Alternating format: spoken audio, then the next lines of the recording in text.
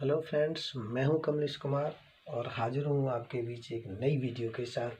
नई वीडियो में हम लोग पढ़ेंगे एक नई शिक्षा नीति 2020 की जो नई शिक्षा नीति आई थी उसके बारे में हम आज इस टॉपिक डिस्कस करेंगे।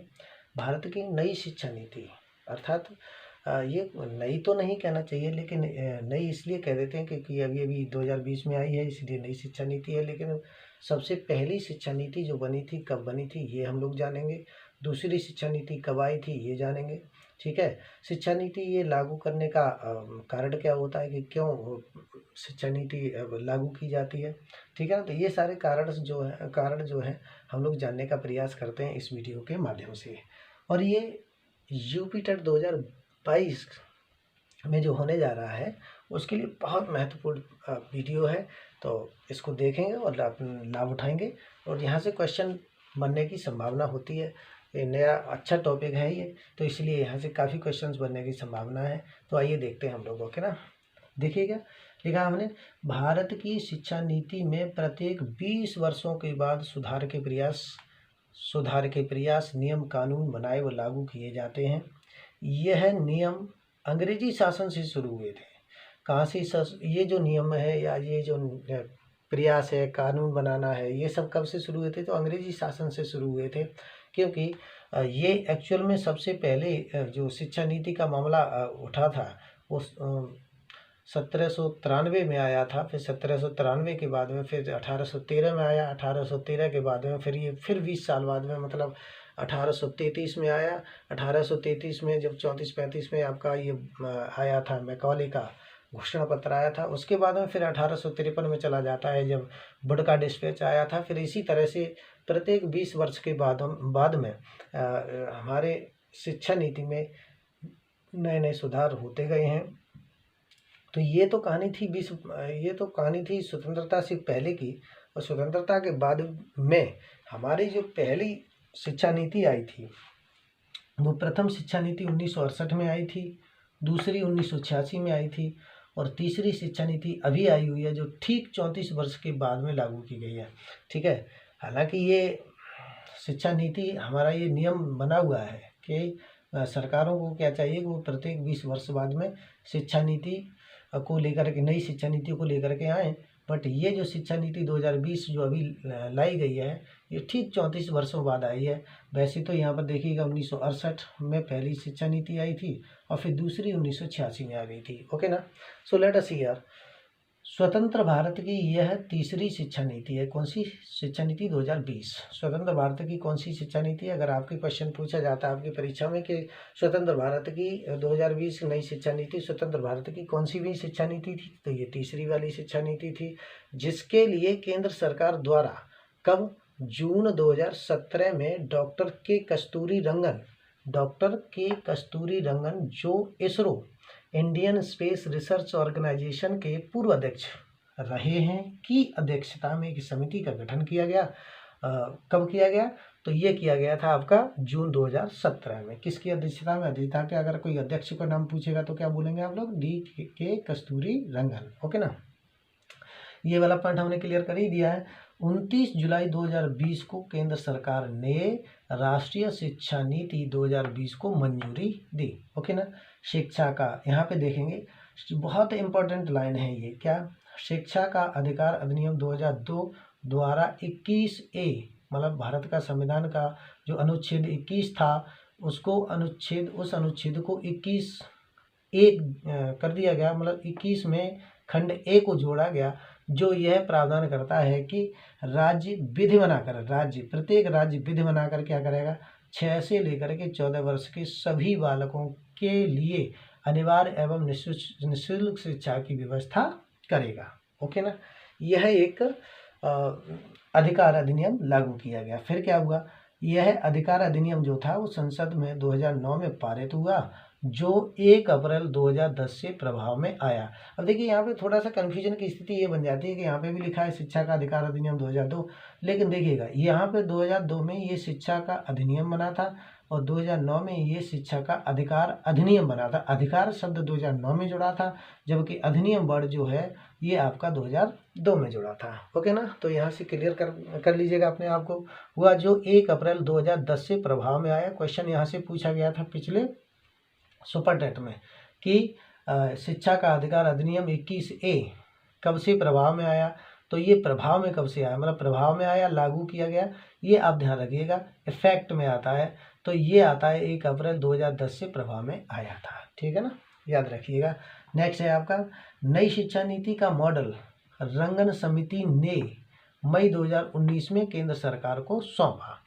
नई शिक्षा नीति का जो मॉडल था वो रंगन समिति ने कब सौंपा केंद्र सरकार को, तो ये सौंपा आपका 2019 में। शुरू कब किया गया था, तो 2017 में शुरू किया गया। ठीक है, और 2019 में केंद्र सरकार को ये रंगन समिति ने सौंप दिया और फिर उसके बाद में ये 2020 में लागू कर दिया गया। ठीक है कि नहीं। अभी क्या करना है, अब देखिएगा यहाँ पे हम लोग डिफरेंस देखते हैं कि शिक्षा नीति जो पुरानी शिक्षा नीति थी वह और तथा नई शिक्षा नीति में दोनों में क्या वेरिएशंस रहे, क्या अंतर आया हुआ है, तो उसको हम लोग इस यहाँ से देखने का प्रयास करेंगे। देखिएगा क्या है, केंद्र यहाँ पे लिखा है NEP 1986, NEP 2020। ठीक है, national Education policy 1986, national Education Policy 2020 में क्या डिफरेंस रहा है, तो दोनों को देखने का प्रयास करते हैं। केंद्र सरकार द्वारा GDP का 1.8% शिक्षा पर व्यय होता था। कहाँ पर, कब, 1986 की शिक्षा नीति में। ठीक है ना, ये प्रावधान केंद्र सरकार ने रखा था कि 1.8% शिक्षा पर व्यय होगा। लेकिन अब क्या हुआ है, NEP 2020 जो आई हुई है उसमें क्या किया गया, केंद्र सरकार द्वारा GDP का 6% शिक्षा पर व्यय होगा। अब कितना होगा, तो 6% होगा। पहले कितना था, तो 1.8% था। अब यहाँ पर ही आप क्वेश्चन पूछ सकता है कि नई शिक्षा नीति के अनुसार शिक्षा पर कितना व्यय होगा, तो शिक्षा पर व्यय होगा आपका 6%। ठीक है ना। नेक्स्ट है आपका 1986 में 10+2 शैक्षणिक मॉडल अपनाया गया। 10+2 का मतलब होता है 10 हाई स्कूल प्लस 2 इंटर की क्लास, मतलब 2 साल इंटरमीडिएट मतलब माध्यमिक क्लास, ये माध्यमिक हो गया और ये सेकेंडरी एजुकेशन हो गई, सीनियर सेकेंडरी एजुकेशन हो गई, उच्च माध्यमिक विद्यालय हो गया। तो मॉडल अपनाया गया। ठीक है ना, यहाँ पे कौन सा मॉडल अपनाया गया भैया, तो नई शिक्षा नीति में 5+3+3+4 मॉडल अपनाया गया। ठीक है, 5+3+3+4 मॉडल को अपनाया गया। यहाँ पे देखिएगा क्या कंडीशन है, ये 10+2 वाली, तो 10 ईयर्स अर्थात 6 वर्ष का बालक पढ़ने बैठता था। 10वीं क्लास में जब वो जाता था, पास करता था, तो 16 वर्ष का हो जाता था। में औपचारिक शिक्षा उसे प्राप्त होती थी, मतलब फर्स्ट से लेकर के 10 तक उसे औपचारिक शिक्षा दी जाती थी। उसके बाद में क्या होता था, +2 की व्यवस्था होती थी। तो +2 में क्या होता था, 16 से लेकर के 18 वर्ष का बालक हो जाता था। स्ट्रीम साइड आ जाती थी यहाँ पे, मतलब स्ट्रीम शुरू हो जाती थी, आर्ट साइड, साइंस साइड। ठीक है ना, आर्ट साइंस कॉमर्स वगैरह, ये कौन सी वाली साइड से बच्चे को पढ़ना है वो यहाँ से शुरू हो जाता था राष्ट्रीय शिक्षा नीति 1986 के अनुसार। We are talking about the National Education Policy 2020 के अनुसार। तो ये क्या था, यहाँ पे देखिए मॉडल अपनाया गया क्या, 5 मतलब पहला ये 5 जो है, तो क्लास स्टार्ट कहाँ से होगी बच्चे की, नर्सरी से सेकंड क्लास प्रवेश का समय रखा गया है। कहाँ से, नर्सरी से सेकंड क्लास तक का प्रवेश का समय। नर्सरी में जब वो नर्सरी में प्रवेश होगा उसका, और जब वो प्रवेश में लेगा उस समय में कितने वर्ष का होगा, तो 3 वर्ष का होगा। सेकंड क्लास तक पहुँचने तक वो 8 वर्ष का हो जाएगा। कितने वर्ष का हो जाएगा, तो 8 वर्ष का हो जाएगा। ओके ना।